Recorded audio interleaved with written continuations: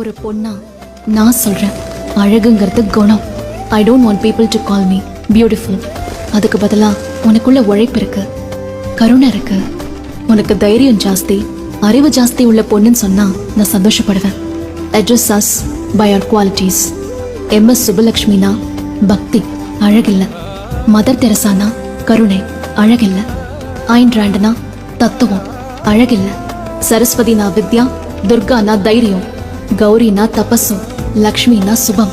இப்படி தேவதைகளை அவங்க குவாலிட்டிஸ்க்காக தான் பூஜை பண்ணுவாங்க, அவங்க அழகுக்காக இல்லை. உங்க குணம்தான் உங்களோட கையெழுத்து, உங்களோட அழகில்ல.